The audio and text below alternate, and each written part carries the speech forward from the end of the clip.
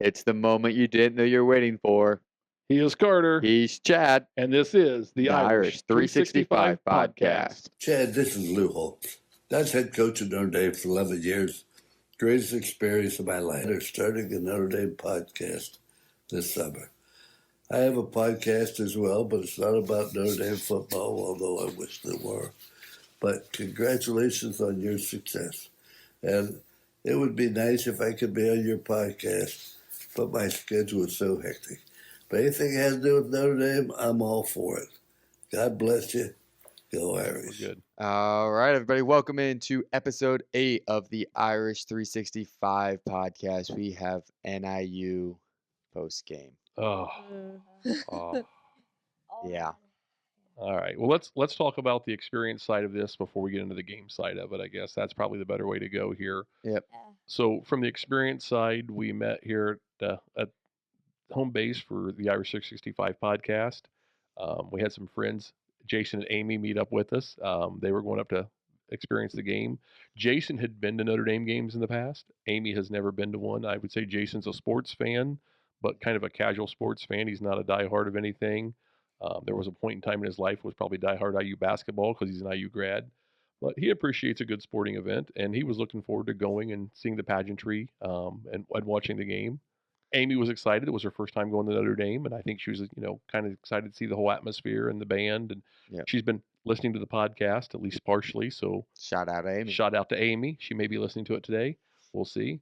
So yeah, we left here, and it's an easy hour and 45-minute drive for us from our house to the Notre Dame campus, and so we made that journey and parked in Burke South. So we were on the golf course, the on-campus golf course. First time I've parked there. Yeah, and it's an easy 8-mile walk. You can buy tickets in advance if you do it thought through, and Yeah. it's what a beautiful day to walk. oh, Yeah.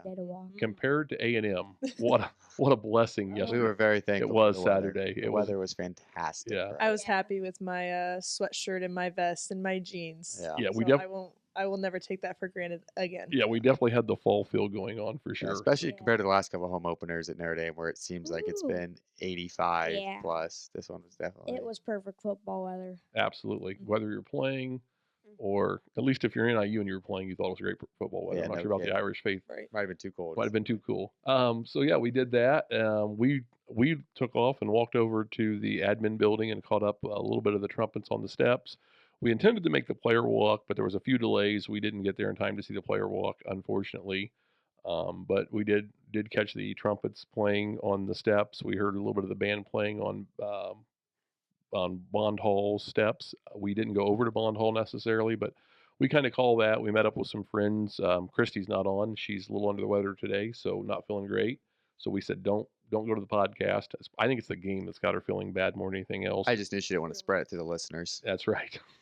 She's doing her part, so That shows that she cares. she Yeah, cares. she cares. So if you're one of the listeners, just know she cares. Yep. So yeah, we listened to the band, we hung out, had a good time, just kind of in that area, just north of North Quad or the West Quad, and just kind of hanged out. And then we eventually, you and Maddie kind of split off from us, I guess. The two of you did. Yeah. I was in a search for the restroom. Yes. The drive to Notre Dame, I can usually hold it all the way there, but once we get there, obviously my excitement. But I luckily found I don't want to give away my short line for bathrooms in Notre Dame, but I got to go inside Touchdown Jesus for the first time. That's right. Maddie got to see the library. The library was beautiful. Highly recommend. Yeah. Yeah, we walked out and I was looking for it, and Carter was like, "It's right there." And I turned around and I was like, "Oh, I didn't even know we were in it." There it We is. walked in the Mhm. side door to get Yeah. like, oh, there's bathrooms in here, and didn't even think to tell her like, oh, this is Touchdown Jesus. Yeah, Just- never been inside. And I didn't realize she hadn't been in it yet. It wasn't a thought I had. I've been in there a few times, going to some soccer camps back in the day, watched film in there, a lot of the Yeah. different rooms and stuff. I know you were in there. I was in there a few times times. when I was on campus. Yeah. Yeah. One of my favorite, actually, the last time I was in the library, 13th floor, Father Hesburgh's office, and this is when he was still alive. Mhm. And yeah, his office is like a museum, and Presidential Medal of Honor, and he's got this Jeez. great view out the window of his office to the Golden Dome and the Basilica, and just it's cool. So anyway, Maddie made her first trip to the Notre Dame library. Been to the bookstore many times, but never the Mhm. library. So Avid reader over there. Caden, no pressure, but we expect you to go to the library a lot in the future, okay? No pressure. All right, so yeah, after that, we kind of, for us, we went over and then like lined up outside the student entrance, and the band comes watching by this night museum, and then comes down the main Moose Krause circle and then into the tunnel. We kind of watched that whole pageantry. Jason and Amy's daughter was a band member at high school, and she's participating in band in college, and so they appreciate that as the band parent, and understanding all the dedication and work it goes into the band. And when you just realize how much those kids work put into it, you appreciate it. So they really appreciated the band and seeing that kind of thing. That was kind of a highlight for them. So Yeah. they enjoyed that quite a bit. But then we were really kind of stuck in traffic for our side. And I know you guys went into the stadium earlier. And so why did you guys go into the stadium so much earlier than us? Yeah, so I got quite the surprise on the first home opener. We were passing what I thought was our gate, and I was like, oh, it's not too busy right now. And Carter was like, oh no, we can't go in there. The partition's there. Like there's a wall. I was like, no, the wall's not there. And so I was pretty proud of myself because I was telling this at all Notre Dame fan for his entire life where the partition was. I just thought was that was like, the easiest way to distract her, and we Yeah. could keep walking. But she was on it, so proud of her. But yeah. So we pass it, and then he gets this like little smirk on his face, and I was like, what? And then we kept walking, and then we get close to where the suites are, which I know where the suite entrances are because of everybody else going to the suites in the past. And so I was like, okay. And then he like starts smiling really big, and I was like, no way. And he was like, we're going today. And so we got to go and experience the game in the suites. Yeah, so since we were taking Jason and Amy, we have 5 Shamrock passes, and obviously if we were going to take them, we were going to have them set with us. And Carter's started looking, and we were looking at tickets. And actually, funny story is I found 2 tickets from someone on a Notre Dame Facebook. ticket exchange Facebook site, and we hooked up and I bought 2 tickets, but Carter had been working and he had actually found 2 tickets in the suites that were phenomenally priced. yeah, So he bought those, and we ended the up with next day, yeah. 4 extra tickets or 2 extra tickets. So Christy did have a friend from work that wanted to go and take her daughter, so we were able to make that exchange work for them. But yeah, so yeah, you guys got to go sit in the suites and We're in the experience suite the suite life. Yeah, and the suite life is definitely, it's an experience. Yeah. It's another way of seeing Notre Dame. I recommend everybody figure out a way to do that at least once in their life. Yeah. And yeah, they open up 2 2 hours hours. before kickoff, 2 hours before kick, and it's busy in there. and yeah, so yeah, if you get to the suites 2 hours before kickoff, you're allowed in. You're allowed to be in the suites up to an hour, I think, after Hour or 2 hours after the game. either an hour or 2 after the game. We didn't stick around after the game. Yeah, there was no joy in sticking around. Yeah. This past Saturday, Ready to go. but yeah, so you get up there early, and yeah, what was on the menu, Maddie? Tell me what was on the menu since I wasn't there. Caden and I would like to know because we didn't get to participate. A lot of things are on the menu, and I'm not too picky of an eater, so I was willing to try a couple things. So for myself, they had a brisket. Nice. They had different kinds of sliders and sandwiches. They had Cuban sandwiches, so Yeah. I enjoy a good Cuban. Obviously, the popcorn, phenomenal. They had fruits and vegetable trays. Cheese platter. Cheese platter, yes. A full charcuterie board, right? Yeah, full thing. I'd say the word, but I can't. Yeah. What else was there? Hot dogs. Yeah, they had hot dogs. Hot dogs are phenomenal. Ice A big cream. hot dog fan. They have all your traditional like Mhm. stadium fare Yeah. plus whatever special they have. So Yeah, it sounds Carter like was a little And it- disappointed. No Shamrock pretzel, but they Yeah. had some Oh. delicious pretzel bites. Oh my goodness. And then he manifested somehow getting cheese. I don't know how that happened. Yeah, but I think some people started requesting it because the first quarter there wasn't any before the game these pretzels, no cheese, just pretzels out there. Mhm. yeah. End of that first quarter, between there and halftime, some cheese started showing up. Yeah. Just some nice solid dip and cheese. So yeah, I then don't know if went people back with in to get that. yeah.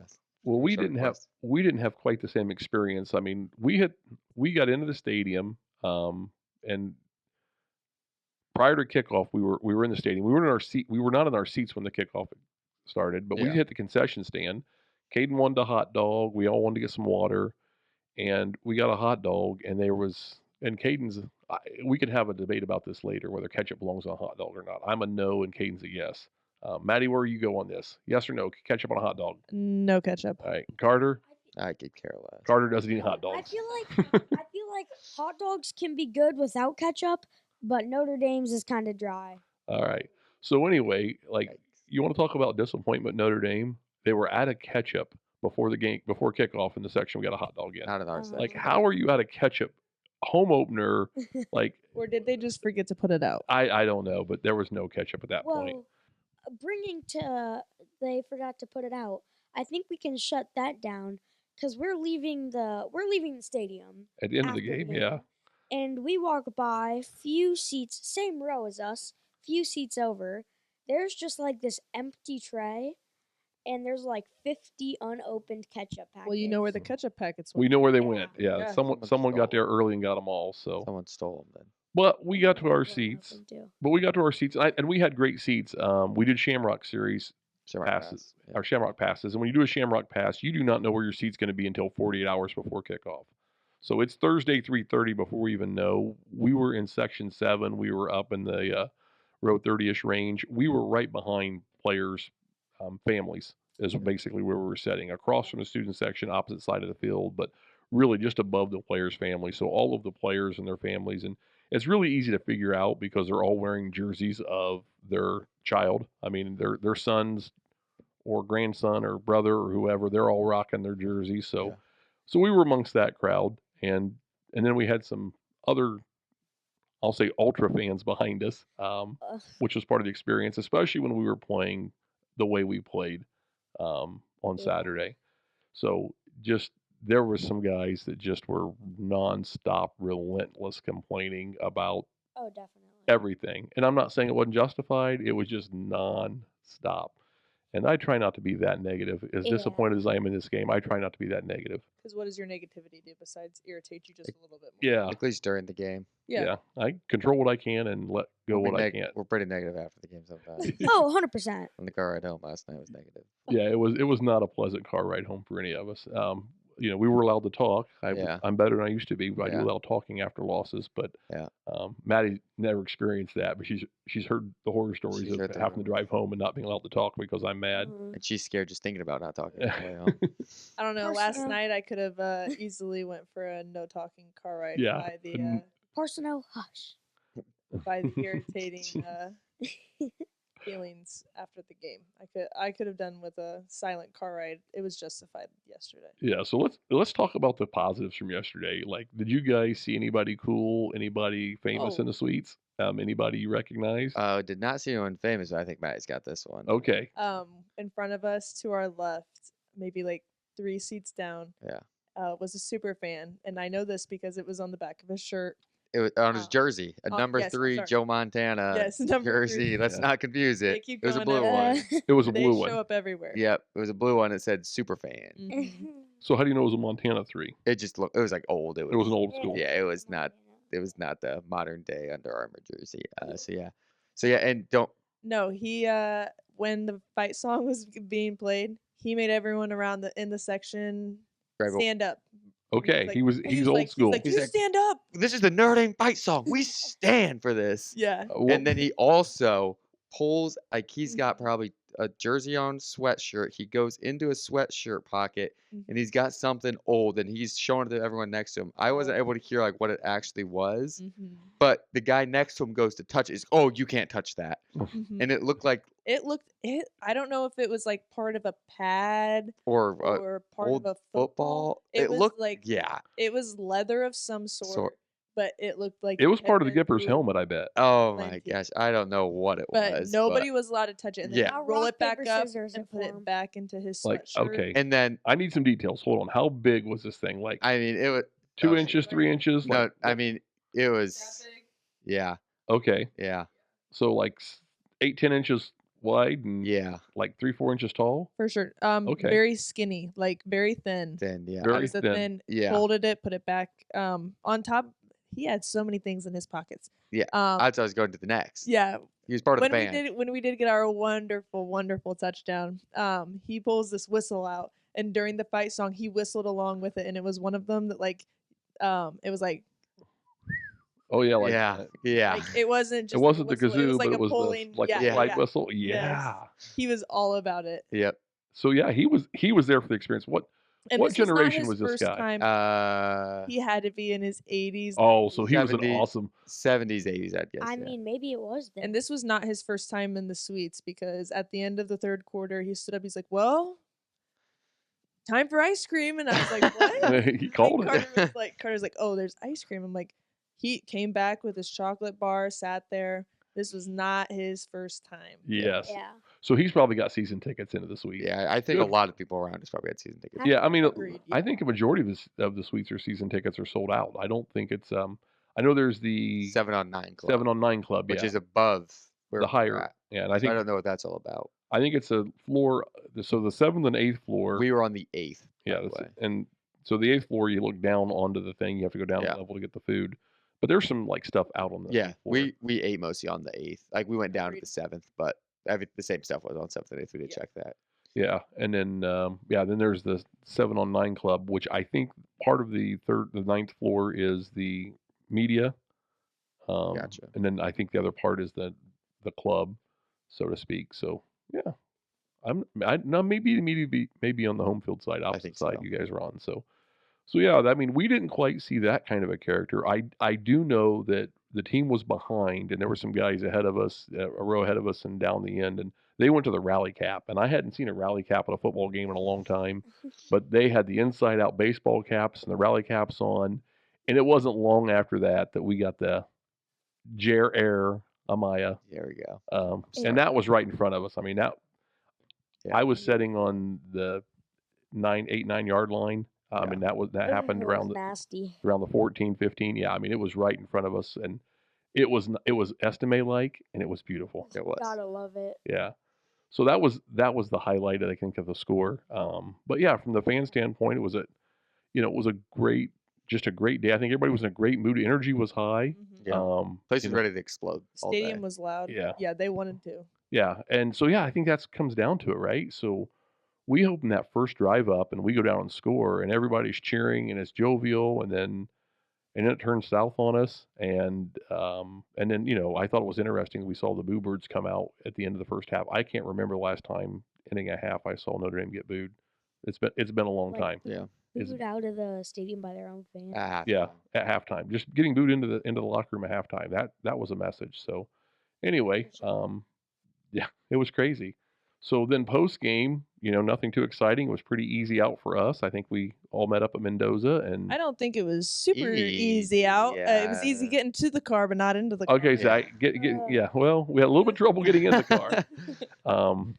The battery goes bad in your Key fob. key fob, and you don't have the second key fob. It gets a little nervous for just a moment, but Had to flip the battery. we were able to recover, just to blow off the battery and get in. goodness. And then it was slow getting out of the parking lot after that, but we made a stop. We got to work on sponsorship for our stop. I mean, free appetizer next time we stop in there, so we'll have to so we can plug them on the cast.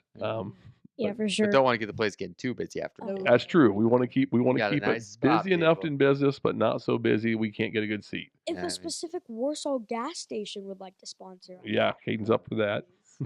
I know we skipped a little bit, but the very beginning of the game, I want to give major creds to whoever's in charge of the video board. They had some amazing visuals. Yeah. And the Lou Holtz voiceover gave me chills. Yes, That was a That good was one. awesome. They weren't in there for that, man. we didn't see it. It was really good. It was really good. Yeah, unfortunately, we didn't see it. Unfortunately, the team didn't see it either, I guess, because it didn't inspire them. Yeah. I was inspired, and Carter looked at me and goes, "I'm ready to run through a wall." Doesn't take much though on Notre Dame Saturday. Yes, on the game Saturday, we can get up. But easy. that would put me over. I was ready. So that's the experience side. I think that hits that pretty heavy. But let's just get into it. Let's just I wrote my notes for this one. Carter and I'll hit it a little harder. But from the game side, I Yeah, think we'll let Maddie and Kane more. we got to let Maddie and Caden Get get what they need it out, and we'll jump in. And Maddie has been the most critical of Riley Leonard in the transfer, and I get it. I'm not excited about Riley Leonard, or I wasn't excited about him. I wasn't excited about Sam Hartman. Maddie's been a little less than excited about Riley Leonard. She's been more of a prove it to me, and unfortunately, Maddie, Floor is The yours. floor is yours. I hate to sit here, and I was really hoping that I'd be wrong, but it's looking like I'm not. I am definitely right in this instance. And trust me, I wish I was sitting in my chair, mouth shut, hoping everything Mm. was great. But he proved me right, to say the least. And I think that there's other guys that are in that quarterback room that should have been playing. For sure. That should have been playing over Riley. And I'm fine with giving him that first shot in the first quarter, even if you wanted to see if he'd figure it out for the second. But at halftime, Mhm. the way that he walked in, I was really hoping to see. Obviously, I'm a Minchie fan over Angeli. I have nothing against Angeli, but I like the way Minchie sees the field. Um, I would have even went for CJ Carr to see if he had anything up his sleeve, but uh, very disappointed and hate to say it, but I was definitely right. Yeah. Yeah. And not that you were right that bothers me. I'm okay with you being right. I just Thank wish you, on this thank you. topic you weren't right. Yeah. Yeah, That's the bigger I was concern. hoping I wasn't either, but Yeah. Yeah. I- Darn you are, So- huh? nah. Getting into this, so why do you think Riley Leonard he's getting sacked? What do you think his thought process was when he's getting mid sacked and decides to throw a live ball 10 yards back farther? I would like to think he wasn't thinking. Yeah. I mean, you're either taking the sack and losing yards, or you're losing the ball and either getting defensive touchdown or losing another 10 yards. Yeah, There's no positives from that. it was not a great decision to be made by the quarterback for sure. Yeah. And what was the comments coming from the guys behind us, Caden? I will just quote them directly. Don't know their names, but quote directly the guys behind us. There are better quarterbacks in this section than Riley Leonard. Yes, they were brutal to Mr. Leonard, Yeah. and I Mhm. can't say it wasn't undeserved. But he wasn't the only weak spot on the team. There was other guys that didn't perform as well as I think they could have or should have. So one last thing from the fan experience that I think we talked about though at the Yeah. end of the game yesterday. Going into week 1 last year, home opener, how many Sam Hartman jerseys did we see around campus? So many. His name was buzzing around campus. Yeah, Yeah. the excitement was way up. I was on the Sam Hartman train all Oh, season yeah. long. Yeah. All the ladies were. But I think I said The this. flow. Yeah. I mean, how many Riley Leonard jerseys did you see yesterday, 2. Dad? I saw two. 2. I saw two. We saw 0, but And I will say the only two we saw was because we Mom were and sitting Dad. behind the parent section, the family section. It was Riley's mom and dad. The Yeah. only 213 jerseys I saw. Yep. And they both said Leonard on the back. And only because I rewatched the game from A&M on TV did I know who Riley's mom and dad were when I saw them. Yeah. At the game. Mhm. So yeah, it was definitely a different feel and a different support for Leonard. I think that's why people are so critical and so quick to yeah. to criticize him now, and it's not unjustified. It's part of the pressure that comes with Notre Dame position. When you're good, you're celebrated. Yep. Even when your talent's not great. Ask Ian Book. I mean, Ian Book made more of nothing, and he was celebrated. People loved Ian Book, Yeah. despite his shortcomings. And Riley's not lived up to the hype train. Well, I also think it's the way that Ian held himself. Even Yeah. when he was down, even when he wasn't having a good game, Mhm. you could look and you could still tell that he was holding himself with like a certain presence on the field. And I think that sadly the game yesterday really got down on Riley, and you could tell He wasn't confident. he was not confident, and that I think that played into it. I think if he would have like saw past it or thought a little bit deeper or not played for the guys in front of him, but yes, you're having a bad game, but still you have a C on your jersey. Yeah. Yeah. Yeah. At least hold your head up high, and his head was down. And And- that was really sad to see. And that's the Mhm. psychology of sports. I think it's so interesting, when you name a captain and, the captains are voted on by their peers and the coaches have signed off on it. But leadership comes from your play, it comes from your knowledge, but it also comes from just your demeanor. Like Yeah. being confident and giving the team hope that even when the breaks are against them, they're beating the boys, you go out and win one for the Gipper. I mean, like that whole inspiration. So yeah, body language got a little concerning with Mr. Leonard at one point. So, anything else from the game or experience side, Caden, Maddie, that you want to hit? Definitely. Do you think Riley Leonard is going to start next week against Purdue? And if so, how much playing time do you think he'll get? Just genuinely after Right. A&M performance being all right and this week being definitely worse with 2 interceptions. Carter, you want to field that? Because Like, I got an opinion. I think we can hit that. We'll probably hit a little hard later, but Yeah, I think we'll hit it mostly later. But yeah, I think Riley Leonard will end up probably starting this next week. Agree. It just will be what's his leash. yeah. He's not Yeah. one to give up. Marcus doesn't give up on a quarterback. Yeah. yeah, I think he will start, but yeah, it'll be interesting to see what the game plan for him is. I mean, yeah. Yep. yeah. All right. Well, that's that kind of covers the experience side of things, and we can get into the game, I guess. Yeah, we'll get into that. All right. We'll get fired up for that. Maddie, Caden. It's always a pleasure until I sadly don't get to go to Purdue next week. I have a Ah, prior commitment to a bride, so Oh, I've got a party that I've planned and need to execute. But this is a sad one that I'm going to miss. yeah. So well, I won't be on the pod for a little bit, but very excited to. Might need some at-home coverage. I was gonna say you could Oh, for you could sure, give us if you can give us some at home coverage, that's great. And how about Marcus's fit? I mean, A&M fit, the dark blue with the gold helmet, like the Mhm. gold helmet on the that was a solid. Yeah. So how did Marcus's fit work in for you It's this a week? pregame suit. And Yeah, if I had to say which outfit was better, the pregame suit was definitely cold. His walk from church all the way to the stadium, the swagger was there. He looked great. And then for the game, it was a nice cold fit for. I was hoping to see a couple things from his like release for the coaches series that's Yeah. in the bookstore, yeah. but he doesn't want to give all the drip right off the beginning. So Yeah, he's got I game- definitely liked if I had to rank them, week 1 is definitely up there, and then week 2 would be slightly underneath. So right now, week 1 still got the win in my eyes. Okay, there you go. How about you, Caden? What do you think about the concessions?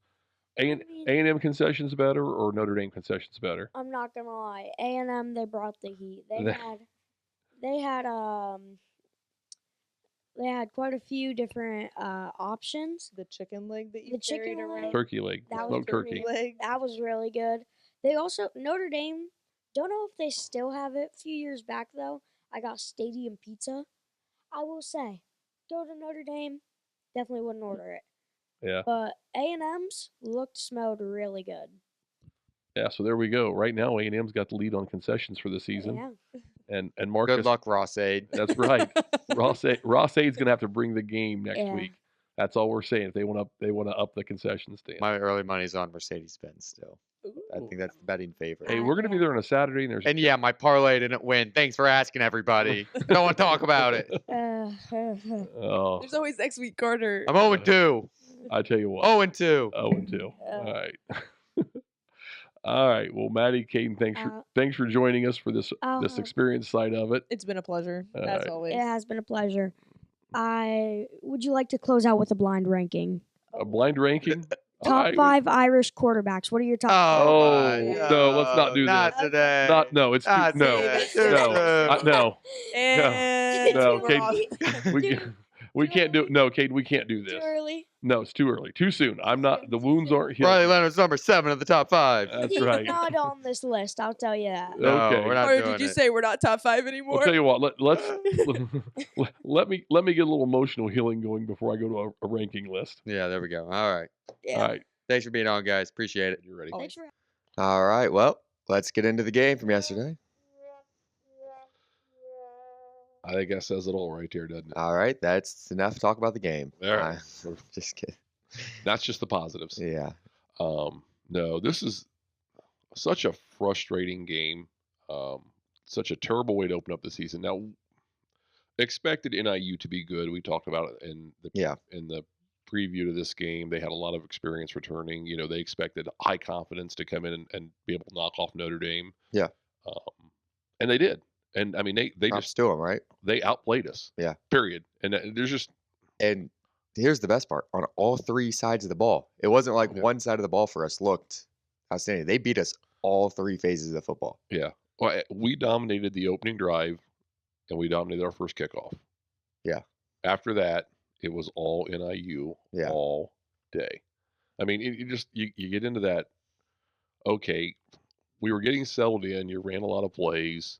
You got the score. You didn't throw the ball a lot, but get I think 3 or 4 Riley Leonard designed runs on that first yeah. drive, But you get Riley Leonard into the game. which You get him comfortable. yeah, I which get it. That's good play calling. yeah. And then you score. Like, great. Now we're up 7-0. Just what you expected to happen, and it was like, we're gonna roll. Here we go. And then it, almost I would say even after the score got better though. We have a kickoff that bounces off the 1-yard line and their guy grabs it and we pin him inside the 2-yard line on a kickoff. Yeah, they literally he give credit to that kid because it could have Yeah. been worse. He thought it was going in the end zone. Yeah. Had he not jumped on it, and our guy did, We picked it up and scored. well, I don't know you can advance a kickoff, Okay, so we picked it up at the but you're on the first and goal and the 2. yeah. I mean, yeah, it could have been a disaster, and that was almost like that was a turning point for them. Yeah, when that happens live in the stadium, though, you're like, all right, we're rolling. We're about to get a Yes. safety. We're about to get a turnover. We're about to make a punt. They're on their 2-yard line, And they took and it. we're about to end this game. It's on their going to first be drive. over Yeah. before it started. Yeah, And and that's what you expect. And you think, okay, I'm in IU. What do we expect here? They're going to just try and run the ball, play it safe, get their punter some room, and Yeah. not try and they had success running. And that's been one of the things that's been our Achilles heel defensively is we've been very stout against the pass, but we've Yeah. not been great. And I mean, we gave up 4.5 yards per carry yesterday. I think almost 5. It was I think ridiculous. Yeah, It was ridiculous. I mean, at one point they were averaging 8 or 9, and that was after the big touchdown during that first drive they had. yeah. But what do we say in the preview? What are they going to do? They're going to have a few small plays, and they're going to try to take a shot downfield and some trickeration. and some trickery. And they threw. I mean, it was They had a double pass that almost burnt us too in that first half. I think it was second or third drive in the. the underthrew receiver it. missed it. It was Yeah. wide open. He was wide open, and that burned us too. We had no one within 15 yards of the kid that was going And- to catch the ball. And if two idiots like us behind microphones can figure out what NIU is going to have to do to win this game, Yeah, and we're not paid for this. and where the heck is the coaching staff on that? Like, you should Yeah. have been prepared. Like, expect trickeration, expect this behavior, we weren't. I mean, it just some guys I think showed up and played hard. I don't want to sit there and trash the entire team because there was Aiden Schuler, Yeah. Watts. I mean, there were some guys that played hard, Yeah, but there were some guys that just, Howard Cross played hard. There were some Yeah. guys that just weren't themselves. I think you could say the linebackers were disappointing. yeah, I mean, and it just as a group, Kaiser played well, but yeah, just inexperience showed tremendously in that game. yeah. And then just missed tackles, which Yeah. it just seems like is the tale old story of Notre Dame football in one of these games. Yeah, we we- just can't. It's like, why can't we tackle a freaking kid? It was crazy because you go to that first touchdown play to Brown, and again the dude's probably going to be in the NFL. He's I Doak definitely Walker. got some good film after. Oh yeah, he's built a case for I himself. mean, we made him look like a Heisman Trophy winner. He went from a 5th round to a 4th round, 3rd round pick Yeah. yesterday alone, That dude, and his stats are only going to get better. all props to him. Yeah. What a freaking game. Yeah. So I mean, Okay. he scored that first touchdown out of the backfield, but Yeah. KVA, he's a highly talented freshman, turns his back and is like running to the spot. If he just, I mean, the ball went by his freaking helmet. If he Yeah. turned his head around, he might have just knocked it down with his face mask. Yeah. But he does that, and then Bimbo's trying to come up and make Yeah. a play, and the guy catches the ball, and like Bimo just doesn't make the effort. I to feel like he tackle. tried. Yeah, I feel like he's going for ball, not Yeah. just to break up the pass. Like- I think he's going for the pick. But yeah, your linebacker should have been all over that. Yeah. Like and then it's just wide open. It's a foot Yeah. race, and he's quick and he's gone. Yeah. I mean, you give him a 20-yard head start, and you got to be really fast to catch him. No So kid. I mean, and then after that, I mean, the wheels fell off for Notre Dame. Yeah. I mean, what next drive went 3 and out? And Like then right off the, just 3 and out. It was just like offense had nothing. Like they had that first drive. Props to Denver. Had the first drive scripted. The players knew what that first drive was going to be. Yeah. Those first 10, 15 plays. But then after that, it was just kind of like, what now? yeah, and yeah, so it's good we didn't shoot this yesterday, day of the game. It's good Yeah. we waited a day. I'm a little more level-headed, a little less irritated. Yeah. And I'm disappointed by far. Yeah, I definitely woke up this morning and was like, dang. And the We Twitter the lost. Twitter universe, the X universe, I should say, social media is just fire Freeman, bench Yeah. Riley Leonard, and Maddie has been like not a Riley Leonard fan. She's been like a prove it to me person. We've all Yeah. been like, I'll give him a chance, and Yeah. she was starting to come around after week 1. Yeah. He's lost all goodwill for her, and she's She's, quickly getting people on the anti-Riley train really fast. yeah. And I mean, It's tough because yeah, he's a kid, but at the same time, like this dude's a 5th-year college quarterback. Like I think are just if I don't expect him to be perfect out there, No. but I expect his decision making to be better than a freshman. Yes. I mean, And that's what I felt like I was like, I feel like we were at a high school. I was at a high school game Friday night, and I was like, I feel like I was watching that kid who threw 4 picks on Friday night. yeah, Like, the backup player for the high school team, yeah, it right? was like, You expect that, right? yeah, Not from a Division one one grad quarterback who's grad played student. multiple years. Yeah, I It's mean, just- the timing, like you can say the timing was off, yeah, and that's there one was thing. definitely situations where the center had a low snap, and It that did not help. Yeah. I mean, Riley's picking the ball up at his ankles, and he's got to stand up and throw it. But yeah, the line struggled, but I think the line did well enough to give him enough protection to make those it throws. just seemed like he was holding on to the ball. But yeah, he decided to throw the ball way too late, and then when he decided to throw the ball, it was 5-10 yards. I mean, If that, like I feel like Oh. half our passes were 2 to 3 yards. okay, let's not bash Riley. Let's first give him his flowers. Let's talk Yeah. about the 2 good passes. Yeah. I mean, 10 seconds is all we can talk about. There was a pass early where he went over the top, Down the line, hit the who was it? It was Greathouse. Greathouse, right in the hands. and It was- Greathouse just dropped it. I mean, that's 6. Like yeah. Riley couldn't have thrown the ball any better. Yeah, that was a perfect throw. And I mean, Greathouse, you could just see it on his face, like If couldn't you're- see his face, but his hand on his helmet, he just, I can't believe I dropped that ball. Yeah, and that's a game changer right there, right? If we go Yeah. down and score, I mean, we only scored 14 points. Like Yeah. that would have been 14 much. Yeah, and then you go. I think there was a pass third quarter. It was he threw it into. It might have been 4th. I can't remember, but yeah, Was it? it was Bo Collins. Bo Collins, and he on the he threw it sideline. in He a threw tight a window. bullet there. And yeah, but that was it. That was the 2 plays that I Yeah. saw Riley Leonard. I mean, it's kind of like my golf game. Yeah, You know, I go out and play 9 holes and I shoot a 82, but I have 1 or 2 good shots, and I think I'm a golfer. yeah. You know, that's not. Could have said it better myself right there. Yeah, well, but most of it's 3 putting. Yeah. I mean, in 9 holes, I easily take up 27 strokes in Yeah. putts. No kidding. But so I mean, the question I'm asking myself this morning, and it's all over the place, is are we sticking with Riley Leonard because we brought him in, we made this Yeah. commitment, and I felt like we did the same thing with Sam Hartman last year. Yeah. There was times when you said Sam Hartman is just not working out. Yeah. Is Marcus Freeman being too committed to his transfer quarterback? Yeah. I mean, Is he doing the best thing for the football team at this point? yeah. I mean, is it because we got this guy and we convinced him to come in and we got this transfer and we paid him, whatever NIL money he's paid him. The rumors are up to $2 million in NIL money. I don't know Yeah. what it actually is, but we did the same thing with Hartman last year. I mean, we took Tyler Buckner, who was not Marcus Freeman's recruit. He was he was a Tommy Reese recruit, and we told him, like, you're not going to be our guy next year. We're going to go out and get a quarterback in the portal. And Buckner left and went to Alabama. Now, Yep. Buckner proved he's not a passer. Yeah. But if you want a quarterback that can run the ball, Yeah. that's Buckner. Buckner's was much better. I mean, I'd say better runner than Riley Leonard. Yeah.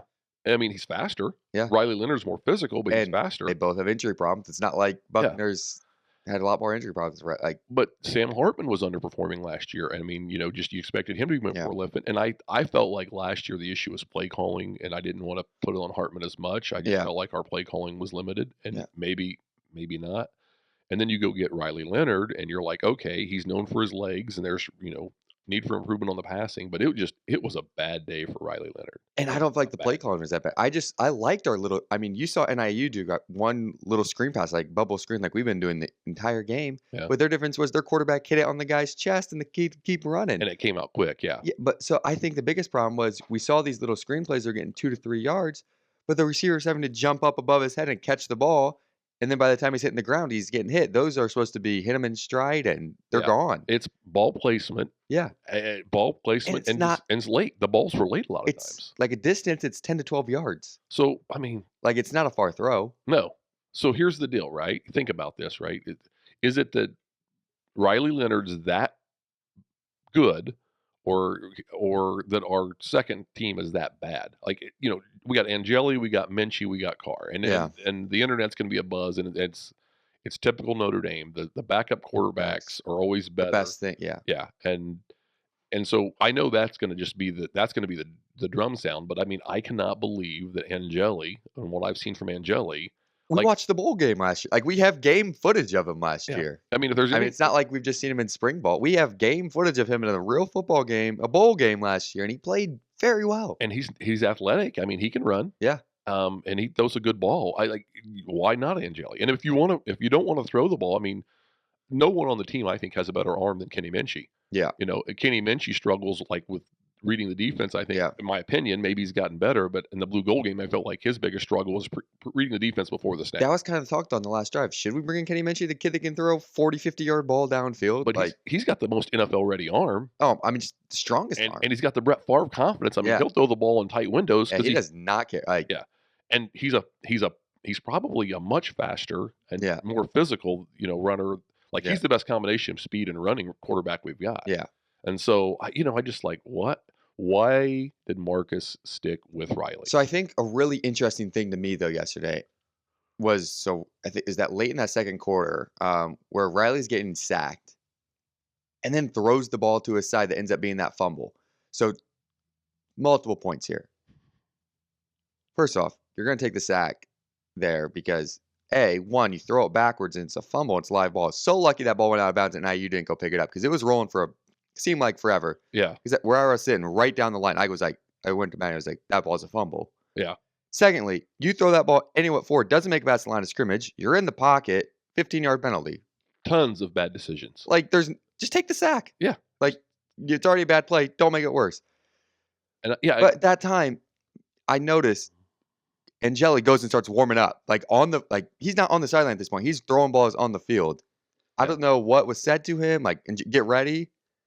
But then what happens? Like, why we not see him? I mean, it's inexplicable why we stuck with Riley. Like, it was just at that point, clearly he's in his own head. He's something. Like, I don't know if he's having a bad mental game. I don't know if this is just how we always play. Like, we don't have a much Notre Dame Riley Leonard sample here. No. I mean, we saw him in a very tough environment, and anything he didn't do well in A&M, you gave excuses for because you knew A&M was going to be strong defensively. But like what we saw from NIU, I'm sorry, but NIU is not A&M's par defensively. We're 28-point favorites, and we score 14 points. Yeah. Yeah, I mean, and our defense gave up one touchdown on a blown play by a freshman linebacker. Yeah, and it, but it wasn't a death knell. Yeah, and we gave up 3 kicks. Yeah, and like, okay, but literally we gave the game away. Yeah, I mean, you talk about Leonard and that second pick at the end of the game. That throw was unexplainable. Like, why he tried to throw that ball where it was where the receiver was when he decided to throw it, not where the receiver. I think both picks. I mean, and then he had one, the Mitchell Evans in that first quarter. I think it was the third drive because we started to move the ball a little bit on the third drive. Decision late. Waited till the guy was no longer open. I mean, Mitchell Evans is a big dude, and he can't even reach his hand out behind him to touch it. It's like. And on that throw, I'm pretty sure that was a throw where he had Love as just a check down 5 yards to his right. All he had to do was just dump it to. He had multiple guys open. To Love. Yeah. Like, literally, just dump it to Love. I think Mitch Evans might have been open, like, just past the first down. Yeah. I know Mitch Evans was open on the second pick. All he had to do was just throw it 5 yards. Riley Leonard doesn't have accuracy when the ball goes over 20 yards. He just I wouldn't even give him over 7 yards. Yeah, well, I've got to see it. So, but you go to that play, that turnover was like, that was a nail in the coffin. I mean, NIU was able to, they were set up in good position. They were just ground and pound, run the game out, and get themselves in a field goal range. Yeah. And we had no answer. I mean, it was like, barring their kicker missing a kick, there was no hope for us. Yeah. And I mean, even on the special team side of the ball, I want to get to this real quick. I mean, we had 3 field goals last week. Is that right? Yeah. 3 field goals last week. Yeah, 2 in the first half, 1 at the end of the game to make it a 10-point game. How do we get 2 kicks blocked that end both halves? Yes. You ended the half with a blocked kick, and you ended the game. So, okay, the first half one, they saw something on film. They figure out which gap to shoot. Yeah. Why do we, do we not make a judgment like, hey, let's make sure this is where they just shot up from. That's not happening again. It seemed like both guys came on that left. It was off the left side of our offensive line, and they come around, and it's like, you knew the second kick, the kick to end the game, we were asking our kicker to hit a 62-yarder. Yeah. And I think I heard post-game press conference, Marcos is like, well, he's hit from about that range. It wasn't even like I'm confident he can make it. No, he's got the wind at his back. He's hit from close to that range. So what's that mean? 57? Yeah. I don't know what close to that range. It's not like, he's hit from 60 plus. Like, if he's hit a 60-yarder, Freeman's answers, he's hit from 60 plus before, so we felt confident with the wind at his back. That was not his answer. It was, he's hit from about that range. So as a former kicker, it's probably like, what, he hit a 55? Yeah. Like, you know what I mean? Well, I mean, yeah, we've watched a lot of kicking, right, and paid attention to it more than a lot. Yeah. And adding 5 to 7 yards on a kick is there's your natural comfort zone where you just kick the ball naturally, Yeah. and you strike it, and you're comfortable, and that ball goes, it's good for 40, It's your best kick, 45. right. It's just you're comfortable, and Right. and that's the kick you kick every time Yep. until you get to that distance. Yep. And then you get to that point where you can hit longer. Yeah. But now you got to hit it well. You've got to hit your best, and you're more likely to push left and you're likely to push right, because you're worried about just killing the ball. because the distance is that it's not in your comfort zone anymore, and that's where we were at. It was going to be low. It was going to be driven. It was going to be low. Now the kicker's bouncing around. He's excited, so I'm he's got the glad juice. mentally he's right. Yeah. Like I want this. Yeah. I mean, I'd rather have a kicker excited for the kick And then than like slowly trotting out, bobbling, sweating, and I don't want to be here. I want that confidence, but it was going to be low and just more likely to get blocked. So after the kick was blocked going into the half, more to me than anything else, because of the way Marcus said, like, he's hit from about that range, had the wind to his back. Yeah. He felt that odds, if it was a 40% chance of making that kick, was better than anything he had with his quarterback throwing the ball to the end zone. Yeah. So one thing I did find from a game management perspective, though, NIU had a timeout left there. Yeah. Do you think the Notre Dame players were just expecting to try to ice him? So that they were slow? Maybe they thought Because I was personally like, there's no chance for like, this is going to be a timeout here. And NIU's going to burn a timeout, try to ice him a little bit more, just to think about, because it's a 62-yard kick. Yeah. I mean, you don't want to think about that long, right? You just want to go out there and hit it. So I don't know. I don't want to blame that's why we got the kick block, but I wonder if our left end there was kind of like, probably going to get iced here. So I thought that was interesting, just from an NIU perspective. I think it was smart not to. Well, I think from Coach Hammock's perspective, the smart thing there was to let us kick it, not ice us, because had he called the timeout, someone might have said, "There's no way this kid's hitting a 62-yarder," and and we might have thrown Minchie in. I mean, like, we might have done something different. Yeah, I mean, put Tyler Buckner in at receiver and do a double pass. Yeah, I mean, something, right? I trust his arm as much as I do Riley's at this point. No kidding. And maybe more.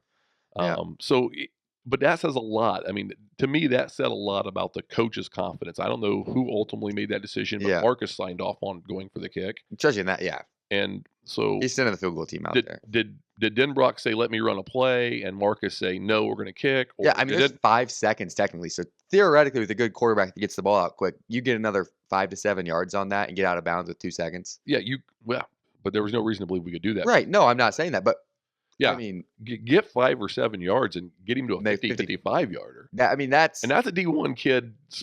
Most D1 kickers' comfort range. Yeah. Right. I mean, 50 yards is probably. Most of them feel like they're automatic inside 50. Yeah. I mean, 90+%. And 55 yards is where your top talent comes from. So, I don't know. 62 though, that's NFL. Like, but the message to me is someone on our staff. I don't think none of our staff had any confidence in our quarterback. Yeah. But they wouldn't act on it, right? Yeah. So it's one thing to say, I got a gut feel. I'm going to put it all in on red 18. It's another thing to do it, right? Yeah.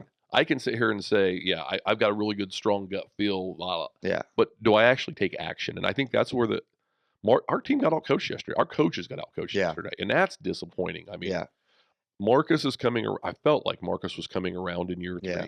I felt like he had these 2 gray-haired statements in Denbrock and and Golden that would like help keep him on track. And we got out-coached. And that's the tough part. Waking up this morning, like, how did we get ourselves in that position? Yeah, especially just the whole, like, we've got 12 guaranteed opportunities. That's all we've got. And it's like, well, guess what?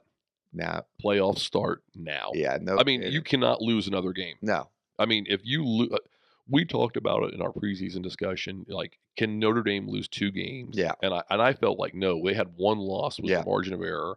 You had to beat either A&M or you had to beat Florida State. Well, now. Florida State doesn't look so hot. Now I'm worried about Miami of Ohio. I'm worried about Purdue next week. Oh, 100%. I mean, we're going into Ross 8 3:30 kick. I mean, Purdue beat Indiana State. Yeah. I mean, Indiana State, I would be worried about this next week. You know what I mean? Right. I mean, but NIU scheduled or predicted to finish 3rd in the MAC, and we've still got Miami of Ohio, who's predicted to finish and win the MAC. We won the MAC last year. So our next 2 games, like, we should have been in this scenario where we were getting young guys opportunities to play. When we came into this game, what did we say? I hope a different quarterback plays the second half. Yeah. And we felt that for different reasons yesterday. Yeah, I was wanting a different quarterback in the second half, but not for the reasons I expected. Yeah. I expected what I saw in the first drive. Yeah. Come out, march down the field, score, do that repeatedly. The defense to suffer NIU. Yeah. Even though we knew NIU had a strong offense and had the possibility of putting up yards and points. And boy, were they experienced, though. Yeah, it showed. It showed. Yeah. They believed and they've played together. Yeah, it showed. So it's tough. It's a tough loss. So if you're out here and you're just mad and upset because we lost, we're with you. If you're not, then consider yourself lucky to be one of those basic or casual fans that Yeah. disappointed on game day and you go on tomorrow. Yeah. Because I'm going to go out and mow the yard today, and it's going to be eating me the entire time I'm mowing the yard. And Yeah. normally when I mow the yard, I listen to podcasts, but it's going to be some old school hip hop or something to get my mind off the game. I mean, it's You're gonna go do some demo on some part of the barn today. I may tear something apart. I may go do some barn demo. I Yeah. don't know what, but yeah, it's Okay, so here's this. Did you see this? Their quarterback yesterday went 10 for 18. Brown had 2 catches. Yeah. 8 other guys, 1 catch. Yeah. That's stepping up when your name's called, though. Yeah, And that's something we could have used yesterday. 8 different guys that didn't. I don't want to say did nothing receiver-wise the rest of the day because they were blocking downfield. They were picking up blocks. But 8 different guys made 1 catch yesterday for their quarterback. But Brown's catch, the one was KVA just turned his head. I mean, Yeah. like 83 yards on that reception. I think something like 80 some yards. Yeah. I don't remember exactly what it was. But like that was the majority of his yards on the 2 catches he had. No, yeah, he only had 2 catches. His other one was a decent one, I believe, but I'm not remembering right But off I the top of my mean, head. it wasn't like he was clear downfield. It was a wheel route. Oh, yeah, It yeah. was 5-7 yards downfield. Just like I said, KVA turned his head, left the window open. BMO didn't get over there in time to make the tackle. BMO, I think, was playing the ball. Yeah. And if BMO had jumped on that ball, it was a pick 6. Yeah. And again, momentum goes our way. But so now it's just not. So you could key in on 2 guys. We Yeah. knew coming in, they had a receiver and they had a running back that were their go-to guys. Yeah. That was their alphas. And you take away those alphas. I mean, if we don't have the talent to take away those alphas, like Drake Bowen should have been said, Brown's their guy. Yep. He's the running back. You're as big or bigger and you're as athletic. You stay with him. That's your guy. Right? You Man to stay with man. him. Yep. And maybe had they not rotated in that first draft where they brought KVA in with his more athletic maybe than Yeah. Bowen, but less experienced, if they'd have let Bowen stay in that drive and they wouldn't have rotated, maybe Bowen makes that play and Yeah. doesn't get burned on that. I mean, yeah, disappointing. But yeah, it seems like, just from a game plan, you say, all right, we're taking these 2 guys out of the game. We're making the other 9 beat us, right? Yeah. That just seems like logical. You're a MAC team. And it makes me think, when we're watching film, do we say, yeah, those guys did that against Western Illinois last week, but they're not going to do it against our defense. You know what I mean? Like, was that our mindset? Well, yeah, was our mindset, well, they can't do that against us. Yeah, Or was our or- mindset they're not going to do it? Because there's a Yeah, difference. yeah. Like when I say that's their guy, Yeah. I discern, I would be like, okay, they're not going to do that against us. That means I don't have to think, I don't have to game plan. But when I say they're not going to do that against Yeah. us, I'm going to make sure they don't. Right. I'm going to say those are your 2 best players. I'm taking them out of the game. Yeah. Your other 80 freaking 3 kids are going to have Yeah. to figure it out because Yeah. these 2 guys aren't going to be it. There was just times where they took number 1 off the field, Brown, yesterday, and it was just like Yeah. drop pass, run for 1 yard, run for 2. It was just like, Yeah. I mean, okay, we've clearly figured out like who's going to get the football here, and it's just, the dude had 160 yards after the first quarter, I think. yeah. But I mean, it was really one play. And a one big chunk play and a bunch of just little Well, they dinks started and going dunks. direct snaps to him, and he was getting 8 yards a carry. Yeah. Well, I mean, that's what I'm wondering. Like, at some point, if you don't have any confidence in Riley Leonard, why don't we just pull him out and, put Payne and Love in the Oh backfield my God.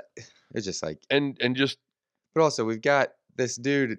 It's a running back. He's got no proof of showing he can throw the ball. Like, why? And he's getting still 8 yards a carry. yeah. Oh, well, It's like there's no quarterback back there. there were some gap assignment issues for sure defensively. And I mean, that to me, not on the line as much as it is linebackers. Linebackers just didn't take good angles and didn't take good pursuits. Yeah. There's things they can clean up there, but that didn't cost us the game. Yeah. I mean, there were some times where the NIU line had push and they made it difficult on our defense or line, but that's, I mean, we only gave up 17 points 16. or 16 points. Yep. And time of possession was, I mean, yeah. how many? Yeah. And our punting game, we didn't even get into the punting game, talk about special teams. Yeah. I was waiting to see, like, there was time we were backed up, and I'm waiting to see this punter unleash this 60-yard, 6-second hang time Yeah. NFL game Winded his changer. back. And no, like, Yeah. like it was not that. It was 30, 40 yards. It was just shy of a shank. It was Yeah. like, what like these things that we, here's what I know. I guess I got a little too bought into Marcus Freeman year 3. Yeah. A little too much into the off-season hype. Everybody's undefeated. Everybody's feeling good. Yeah. The more you hear, because it's propaganda. I mean, media has limited access Right. to practices in the fall. Yeah. Everything's very guarded. And the more the media tells you about how great something is, the more you Yeah. should probably be concerned about it. Yep. I mean, we heard about how great the kicker was and how this guy, the Aussie punter was going to be like this game changer and he was going to be an advantage. And 6-second hang and time. how great Riley Leonard's passing improved. And like, I'm not buying it. And now I'm in a position where Notre Dame's got to show me. I mean, Yeah. I love the university, and I've said it before. If NIL and those kind of things cause Notre Dame to drop out of the NCAA and become an NII school, I'll still root for Notre Dame football. Like it's beyond that, but it's frustrating because, like a lot of the diehards and ultras, with the categories that we fall into, we should have won that game. There's just no excuse. And, Yeah. Yeah. And I hate to say this because I love Marcus Freeman as a man. Yeah. But the decision not to pull Riley Leonard, I think that can cost him his career. That seat gets really hot really fast. Yeah. I mean, if you're the athletic director at Notre Dame and you look at that performance yesterday, and we know Pete, the athletic director, like he's a football guy. Yeah. I mean, he was a walk-on punter, and his whole life grew up a Notre Dame fan. He has to feel just as miserable, just as bad, just as disgruntled. The difference between him and me is he can do something about it. Yeah. He can take action. I can't. Yeah. I can write a stern letter. I can say, as an alumni, I'm not happy, and that's going to get me nowhere. Yeah. Maybe if an alumni like Tom Mendoza, who donates a lot of money to the university, says something, it might start a groundswell. But but just the athletic director can't be happy with that. I mean, I mean, Marcus Freeman, you could tell in this press conference he wasn't happy. Yeah. And so what you have to have now, and this is my concern, is we talked about this with Florida State. We talked about losing the team. We talked about A&M. Losing the team. Now, is Marcus in danger of losing the team? Yeah. At this point, like, is he in danger? Because I think Marcus is questioning himself at this point. The team wasn't prepared. They didn't do things well enough. And Marcus is not to blame everybody. I mean, it's not a Brian Kelly coming out at the end of the game and saying, the team failed to execute the whole team. It's, Brian Kelly, you never felt like he took, and I hate to bring up Brian Kelly, but you never felt like he really took ownership in the team performance and owned it. And I feel like, no, Marcus, and that's what I love about Marcus as a coach. I mean, he's a good guy, good football mind. He owns it. But at the same time, he's not perfect. He's inhuman. I mean, my favorite coach of all time, I've watched Coach Lou Holtz. I've seen him make some errors. Yeah. That kind of a thing. So now you go into this and you say, okay, now I've got a head coach that's waking up this morning and he's doubting himself. I've got an athletic director that's doubting him. Yeah. And there's got to be a whole bunch of players on this team that are doubting, what just happened. We weren't prepared. So can they come together and can they rally? And they have to, because the playoffs are now.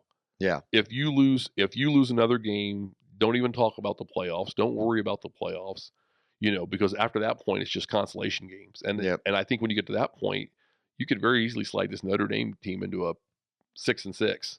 Yeah, I think that's the scary part. I mean, you have so much expectations coming into this season. You go into the hardest game of the season. We both agreed on. We didn't know if Texas A&M was the best team we'll play all year, but the hardest game you have to go. You have to go play in front of 107,000 fans in Texas A&M. You're and you come together and you tough environment. Yeah, battle it out and get that win. Yes, I'm ready to run through a wall all week for this. You know what I mean? I'm ready to go. Like, I am pumped up. This is a good Notre Dame football team. Yes, it's my whole week. And then we come out, and it's just like, are the players not fired up to be back at Notre Dame Stadium? Are we you know what I mean? Like, are we not excited for this game? Like, it's just like, I don't know how we're not. I think the whole fan base is just ready to roll. Like, you felt like You know how many home openers we've been to where we're playing a crappy team at Toledo and something? This stadium's not empty, but it's not full. It's not loud. People are just there to be there. Yeah. Just be at a football game. Yesterday, the crowd was ready to go. Yeah. Oh, yeah. The I would energy say was good. Yeah, like I saw some stuff on Twitter like Notre Dame Stadium's easy to play. That crowd was ready to go yesterday. It was louder than I expected. And I've been to a lot of Notre Dame. I was kind of like, hope it's not a dead crowd today. And it was loud. Like we opening kickoff, we scored. We pinned them back inside the 2. That stadium was. I'm not gonna say we're loud as A&M last week, but that stadium was loud. Yeah, we weren't A&M loud. But here's the other thing that stuck out to me, and you can't say the crowd wasn't into it because the team got booed going into halftime. Yeah. And the team got even more. The boo birds were louder and stronger leaving the game. Yeah. I mean, I can't think of the last time I heard the crowd booing Notre Dame at halftime. Yeah, I'm trying to think. Halftime. That 4-8 season, did we in 17? Maybe the end of a game. Maybe I don't. the end Yeah, of a I don't game, remember halftime. but I mean, not at halftime. Like the boo coming Yeah. out at halftime and the disappointment. I mean, that just the coaching has got to really take a hard look at themselves this morning. And I think they got to take a hard look at Riley Leonard. Now, I don't expect him to move on from Riley Leonard. yeah, I think the depth chart comes out and he's still number one. But I think that leash has got to be really short against Purdue. yeah, I mean, if they let Riley Leonard go out and perform the way he performed, if he doesn't take it up a notch and show that he's all world, if Yeah. he performs the same way, even if we win against Purdue, yeah, if they let Riley Leonard play that same level of football for 4 quarters, then my question has to be, is Marcus Freeman the right coach? And Yeah. I hate it hurts my heart to say that. yeah. So 3 weeks from now, though, you got a Louisville team coming to the South Bend. Oh, the revenge Right? the revenge tour is about as long as the Florida State revenge tour at that point. You I know? mean, I'm just saying, does it make sense to keep with Riley Leonard if he's going to keep doing that? I mean, like, or do we just start saying, all right, we got a football team coming to South Bend? Like, well, again, you got Miami of Ohio, who's supposed to beat NIU, I know, but yeah, and Miami of Ohio's got a ton of experience. Yeah. 6-year quarterback at Miami, Ohio. yeah. Like, It's just, I mean, right now it's just we played so Yeah. uninspired. How do you even predict we're going to win the next 3 games? oh, I don't. Like, No, you I can't. mean, you can't. Yeah, I will be interested when the spreads come out for next week because I think the odds makers are like, do we favor Purdue? Like, Yeah, I I'm mean- sure Notre Dame will be favored by 10 points is my guess. Well, I think that's part of it, right? The players saw we were 28, like chip on your shoulder, 3-point underdog to A&M. You're inspired. Yeah, You know, you see it all week long. You see all in the off paper. season long. Yeah. You know, we're 28-point favorites to NIU. We're predicted to go. We got the best chance of going undefeated on any team in college football. Like we're a virtual lock. I think I saw many people saying Notre Dame is already in the college football playoff. after week 1, and I saw like an article where like hotel prices that second week of December were through the roof all of a sudden South because Bend. people were coming to South Bend. Yeah. Like, so I think the players just got a little too close to that juice, and like they were buying into the hype. But you got to play Yeah. the games. Yeah. You have to play the games, and it's NIL and college football, and I don't care how talented you are if you don't show up. The other team, and we're Notre Dame. If you don't think you're getting everybody's best shot, I mean that was NIU's Super Bowl. I mean that was their college football playoff. I mean, they're feeling pretty good right now. They might come in this week and they're might be 23rd, 24th this week. It'll be interesting. I mean, they'll be talking about this win over Notre. If they don't win another game all season, Yeah. they'll be talking about this win. It's made their year, and Or you'll hear about this one in 20, 30 years. from I mean, now. I can go back, and we kind of comes up again here. I can go back to the 1980s, Oh. the Marion Giant basketball team, Yep. back to back state champions. Their best high school basketball team I think ever existed was that Marion Giants. Now, no one ever went on to do anything beyond college because all those kids had their issues. But they were the starting five for that high school team was the starting five for the McDonald's All-American Yeah. team. Like, that's how good this team was. Well, the high school I went to beat them in the sectional the 4th year when all the good players had graduated. Yeah. And for 10 years after that, people from that high school would talk about how we beat Marion in the Marion sectional. Yeah. And the funny part was we didn't even win the sectional. We lost the championship game. We won the semifinal game, Yeah. and we lost the championship game. And for 10 years, people talk about, we beat Marion. It's like, and that's NIU. They're going Yeah. to be talking about this win. They may not win another game all year. Yeah. I think they'll win more games, but I don't think they're going to go undefeated. I don't think they're going to be the I don't think they're going to be the group Yeah. of 5 team to make the playoffs. I hope they are. Yeah, that'd be. I mean, for a lot of different reasons. For Coach Helmick, I want him to have a successful season. Like I said, he's a 260 guy. We root Yeah. for him. Good dude. And you could see it in the post game press Yeah. conference. Like, he's in tears. I mean, you talk about wanting it and like it meaning something. Yeah. Absolutely, it meant something to him. Yeah. And so I need them for his sake, because I want to root for him. For Notre Dame's sake, I need them to be that MAC champion, that group of 5 team that makes the playoffs, to make me feel good. Yeah. But I don't think that NIU team would have gone into A&M and won. There's Yeah. no way. Yeah. No way. So it was just, they played great and they outplayed us. Yeah. But I don't think we played anywhere close to our potential. So now where does Coach Freeman go from here? How does Coach Freeman, can he?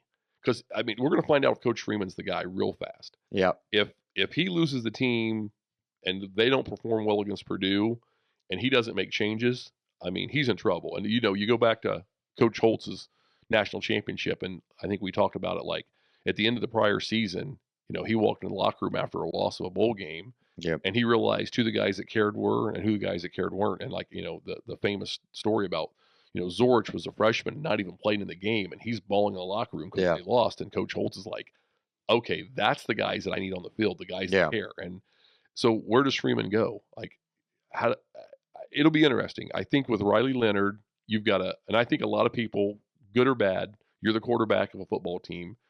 You always get more praise than you deserve, and you get more criticism than you deserve. It's just, and he's felt that the last 2 weeks as quarterback in Notre Dame. And he would tell you that the A&M win, he didn't deserve all the credit he got. Yeah. He would tell you that. But he knew he got it. Yeah. And then, this week he's going to get a lot more criticism than he deserves. But there was a few play calls that I'm like, but I felt overall the play calling was good. He just didn't execute. So I think there's a fair amount of criticism that belongs on him. It just feels like Denbrock tried to get him in the game. Yeah. And he wasn't asking to throw 50-yard balls downfield all game. No. He threw 2 balls maybe longer than 25 yards or 20 yards even. Yeah, I think one hit the receiver in the hands, other one was a pick. Yeah. It's not, I can't think of any other long throws downfield. I don't know what just happened, but it's pretty funny. I have no idea, but I think there was some balloons animation that just came up behind you. Oh, well. You guys have putting the hand out? I don't know what that was. It's nothing I did, no button I pushed, but yeah. That's pretty funny. We'll have to check that out. All right. I was not celebrating nothing. For those on the podcast or strictly audio, you didn't see it. If you're watching the video, I don't know what happened, but it was like, did I just see some balloons? Maybe I'm delusional, but Denbrock didn't put him in a bad situation, I feel like. No, I mean, his longest completion was 19 yards yesterday. I don't think he's completed. It was catch and run. It wasn't like a 19-yard. I don't think he's got a pass over. But yeah, there was two deep balls, maybe 3 that he threw. Yeah, I can't think of a third one. I think the Great House pass would have been over 20 yards had Great House caught it. Yeah, that's what I was saying. The one dropped. And then I think the interception late. I think the early interception. I think that was the one that was tipped. That was no. That was right up the middle, probably 5 or 7 yards. You think it was? I think it was. Yeah. I was thinking that was a little longer. No. But yeah, and then there was that. I still can't explain that last throw. Yeah. Like, if that ball had been out in front of the receiver, it's caught. It's 6. Well, it's like the receiver couldn't even stop his momentum to wait for the ball. It was that far behind him. Like, he literally stopped, and it was still 5 yards underthrown. Well, on that second drive, maybe it was. I'll take it back. It was an early drive in the second quarter. Mm-hmm. There was I think it was Mitch Evans coming across the middle like a 7, 8, and the ball was just clear behind. Yeah. And it was just like, that's a 10, 15-yard throw for a quarterback. And you can say, well, he didn't have the spring and he didn't have the timing. Like, I get it if he hits him in the back shoulder. I mean, and that was just. I don't want to call out my boy Jason, but Jason was with us yesterday as a visitor, not a Notre Dame fan, but casual sports guy. Yeah. And the last time Jason came to a Notre Dame game, it was Brian Kelly's, I think, first year, and Tommy Reese was the quarterback, and Michael Floyd was receiver. And Tommy Reese threw a terrible ball that cost us a game against Tulsa. Yeah. Cost us an opportunity to beat Tulsa. He hit Michael Floyd in the numbers. Unfortunately, Michael Floyd was engaged in a block and not turned around looking for the ball. Yeah. But it wasn't even that close. This ball there was no chance. Mitchell Evans is not a small dude. Yeah. Like it's Notre Dame tight end. This dude's projected to be in the NFL next year, and we can't figure out a way to find him. And he'll go to the NFL and he'll contribute. I'm sure of it. But yeah, it just again, I think you got to put a lot of blame on Leonard's slow decisions. I don't think it was poor decisions. I think it was slow decisions and poor accuracy. Yeah. And so where do we go, right? We're going into Purdue. I fully expect Riley Leonard to get the start. How much leash do you think he gets? Yeah. I mean, how much leash would I give him, or how much leash do I think he'll get? Well, that's the question, right? right? I mean, I was pretty convinced that he had 2 drives in the second half, and if we didn't score, you should pull him. Yeah. That was my mindset yesterday. Yeah. When the second half started, he's got to score like our first possession. So NIU gets the ball to start. Our first possession, we need to go down and score. Yeah. And if NIU scored, And if NIU scored on their first possession, then I would have given Riley 1 possession to score. And if he didn't do it, But I think we did score on that first drive of the second half because Jeremiah Love made absolute Yes. magic. And it's such a shame that play's not going to be talked about because what a freaking athletic dude. Give him the ball. The freaking sophomore. Like, how exciting is that? A Notre Dame running back. but he didn't have a ton of carries yesterday. No, and he had, I don't know if you saw this. You know how many carries he had after that play? 1. Touched the ball 1 time after that play. Yeah. A dude makes maybe the best play some guys will make in their entire career. I mean, he doesn't just hurdle the dude. He finishes it and goes 20 more yards and scores. But And he touches the ball 1 time, and we've got the whole third and fourth quarter remaining. see that I'm starting to think this is a Notre Dame identity problem. Yeah. And I felt like this was a Jared Parker issue last year. I mean, Yeah. you go back to the home opener against Ohio State, or at Ohio State. at Ohio Sorry, State, the season yeah. opener at Ohio State. That was 2 years ago. Or So last year was home versus Ohio State. Yeah. Like middle, well, it was last year at home against Ohio State because Estime was put on the earth to freaking pound the rock. Yeah. And we didn't give him the ball to pound the rock. Yeah. And we could have salted that game away with just Estime, and we didn't do it. And like the Clemson game last year, we kept trying to get Hartman to throw. It's like, so now I'm like, okay, was this the offensive coordinator, or is this head coach influence? Yeah. And it's hard to say. But yeah, I mean, you shouldn't have a hot hand and not keep it hot. And Denbrock has historically played the hot hand. Like he game plans for guys, and when they're having games, they have games. And I can't explain it. I don't understand the X's and O's. But I know I'm frustrated. Yeah. And I'm disappointed. Yeah. I mean, we started this podcast by saying we don't think it's Denbrock's fault. I feel like he had a good game plan. But then you hear the stat like Jeremiah Love touched the ball 1 time after that. And it's kind of like, how the heck's that happen? Yeah. So they're all on notice, right? I mean, I'm loyal. Like I said, I'm going to follow the team. I'm going to support the team. I'm not going to give up on the team. But now when we go into the Purdue preview later this week, hopefully we're feeling a little bit better than we are right now. Oh my goodness. Our homer, our bias showed in the preview. We Notre Dame should win these games. But what did we say for that game plan for NIU? They got to keep the game close. They can't win it in the first quarter, but they can go win it in the fourth quarter if they keep that game close. And they could have very easily lost that game in the first quarter, but they didn't. They didn't. Kept it close. A little trickeration. Yep. Run the ball, eat up clock, time of possession, 10 minutes in their favor. Yeah. Like, again, they clearly did what they had to do to win. And as I saw it playing out, I'm like, this is exactly what they need to do to win, and they're doing it. And I never felt like, even when we were winning, it didn't feel like we were winning. After that first drive, after NIU's first drive, after that first drive for us, I was like, okay, it's going to be a good day. Yeah.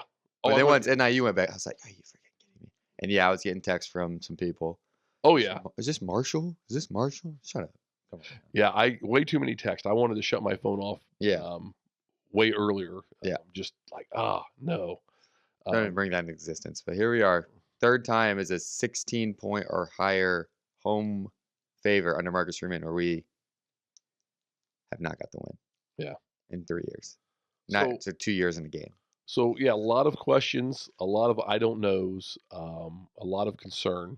And I do know this, I think it was Trussell that texted Marcus Freeman after the A&M game and said, things are never as good as you think they are and never as bad as you think they are. And I think those words are going to ring true. The team wasn't prepared. There's no reason this team isn't talented enough and skill set enough, with maybe the question of Riley Leonard in my mind, that we can't go on and win out on the schedule. Yeah. But it's not going to happen as easily. I mean, and it happens every year. Ask Florida State how their season's gone, right? Yeah. I mean, and that Georgia Tech game looks a lot tougher than it did. Louisville looks a lot Georgia more Tech concerned. lost yesterday to a good Syracuse team, though. Yeah, but they've shown that they can step up in big games and play. Yeah. I mean, right now, as I look at it, I'm like, okay, Navy, Virginia, and Army are the 3 teams I feel most confident about winning, Yeah. like the rest of the season. But I don't feel good about a 4-8 season. Yeah. You know, like that's not going to make me It's happy. not what our expectations were coming in Right? this year. I mean, I just don't feel like that's a good season for us. Yeah. I mean, we talked about Purdue having a 4-win, line, and we're like, well, they got a really tough schedule. Yeah. Well, does their schedule look a little easier next week with Notre Yeah. Dame coming to town? Yeah. I don't know. I mean, they may get the over, they may get that 5th win. So yeah, I think that's where we're at. It's as a fan, if you're not, I'll put it this way: if you ever wondered what category you fall into, if you're not a little angry and bitter and just Woke up on- baffled, yeah. then you're probably more in the basic or casual fan category. Yep. If you're a little angry and a little disgruntled and a little like, I can't believe and it's still hanging with you today, then you've got to definitely be in that diehard Yeah. ultra fan. And if you're mad and you're on Twitter or social media and you're calling for the entire team to be fired and to recruit whatever, like, and get rid, like, you're probably the diehard ultra, and then you're probably worried about how this looks for recruiting and all those other kinds of things. And I try and tell people stay away from recruiting because Yeah. that just your heart will get ripped out by 16, 17, 18-year-old kids if you get too big into recruiting. I follow recruiting, but I don't encourage people to do it. And Yeah. I try not to let my emotions get too ahead of me. But Yeah. so yeah, that's where we're at. It's not a great day to be a Notre Dame fan. Yeah. And it hasn't been for the last 24 hours, and, Yep. and it won't be until we play Purdue and we execute. And if we don't execute against Purdue, it's going to be another miserable long week. Even if we beat Purdue, And it's not by. and it's not by we don't come out and look like a team. There's a standard, right? Yeah, the standard is the standard. Yep. And maybe we're delusional Notre Dame fans. There's plenty of people who will tell us that. Haven't done anything since '88, and this and that and the other. Yeah. But yeah, if we don't come out and just take our aggression and our frustration out on Purdue next week, Yeah. I mean, if we win that Purdue game by 3 or 7 points, it's not going to feel like a win. No. And it's going to be just a miserable week going into Miami. Yeah. I had a And- Purdue fan text me right after the game and say, great. Notre Dame's going to be bad for next week. I was like, I hope so. I sure hope I so. hope so. I 'Cause- for sure hope so. Because if we come out playing soft again this week, there's going to be a lot of questions in the program. And I thought about Marcus Freeman, and he's kind of said, yeah, we understand the pressure. And I think a lot of people on the team have thought about the 12 team playoff, and we're in it. I think his message has got to be like, one game at a time. You got to take care of business this week and beat this opponent. Yeah. And at the end of the season, if you do that every week, we'll see what happens. Yeah. Because I think we're in that place. I really believe we're in the playoff start now for us. So, all right. Well, we've got our therapy. We've got our. We could venting go out. another 8 hours, but it just. went Yeah, over. you don't need to hear that. We don't need to hear that. So, like, let's get ready. Let's get ready to rock. Let's just take a deep breath. Let the frustration get out. We all got to return to our normal, work routines, or most of us do, Monday through Friday. If you work weekends, shout out to you. And I'm sorry your weekend and work was ruined with the Notre Dame disappointing performance. But Yeah. but let's just put this one behind us, get it through it, and then figure out what we're going to do and how we're going to expect the team to do something versus Purdue. And that winning cures everything. That's so true. they need to get back into winning. So all right, Hopefully next weekend. So let's start. Yeah, thanks for tuning in. Go Irish. go Irish. We hope you enjoyed this episode of the Irish 365 podcast. You can find us wherever you get your podcast. We are on YouTube, X, Instagram, and Facebook. Just search for Irish 365 Pod. And you can always reach us at our email, irish365pod@gmail.com. Good night. And God bless.